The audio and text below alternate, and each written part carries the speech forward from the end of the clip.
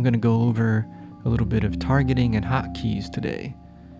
So first, we need to enable it. So go to Options, General, scroll down to the Miscellaneous area, and then enable drag select for health bars.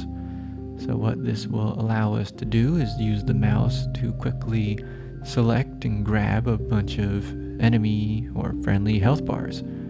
I do not have any modifier, but of course if you hold down Shift or Control, that's the only way the drag select will work.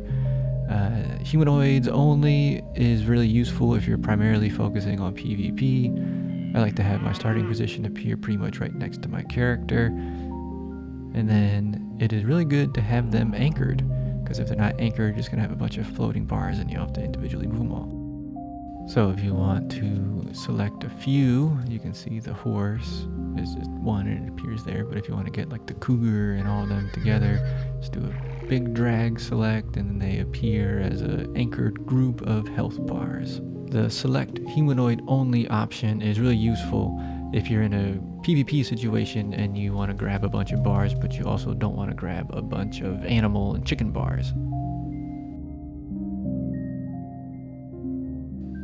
Now we'll move into Razor.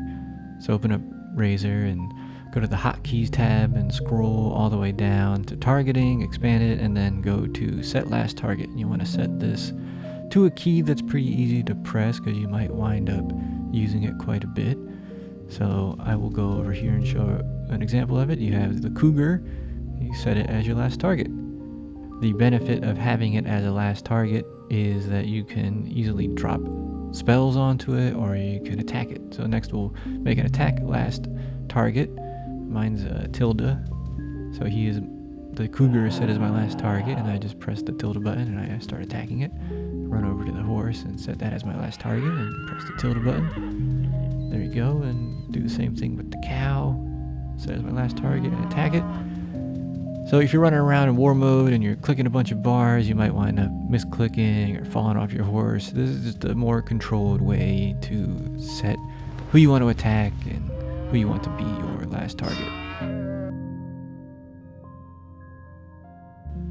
The next thing we're going to do is set a last target hotkey. Not set last target, just last target.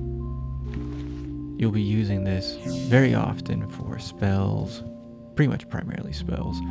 So I've set the cougar to my last target, and then when I want to drop a spell on it, I just press the last target button because it is my last target. So I'll set the bull to my last target, then run over here and cast a lightning. And you know what, I'm going to decide to switch it to the brown bear. So I'll set him as my last target, put my spear on, run over and attack it, and then drop the spell with the last target hotkey. So if you have a spell cast, you can change who you have as your last target while still having the spell cursor be active.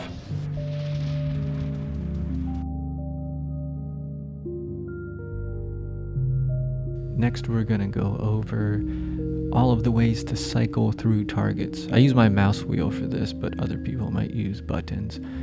There's only going to be 3 that we really need to focus on: non-friendly humanoid, non-friendly monster, and innocent humanoid. So I have my non-friendly humanoid to scroll up and previous one to scroll down. Then for non-friendly monster, it's scroll up with shift and previous is scroll down with shift. And then for innocent, I hold shift and alt, scroll up and scroll down. So this will pretty much allow us to easily scroll between all of the potential targets around us.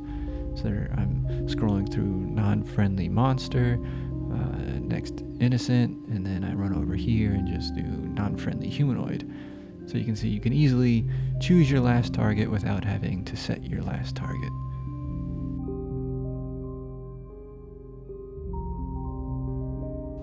Okay, the last thing we're going to go over is using smart targeting to determine whether you're going to cast a beneficial or harmful spell with your last target. So first head over to Options, Targeting and Cues, and Smart Targeting. Enable all of these. Smart targeting is the crux of this system.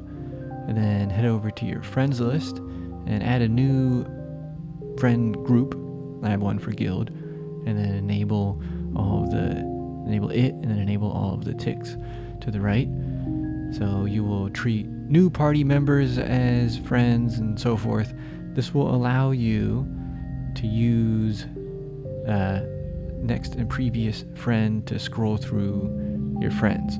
So first though, you want to be able to add a friend to your guild friend list with a button. Mine's a F5 and shift, and then scroll down to next and previous friend. This is not friendly, just friend, and set those to something that's convenient for you. Mine is once again with the mouse wheel, but just Alt and scroll up or scroll down.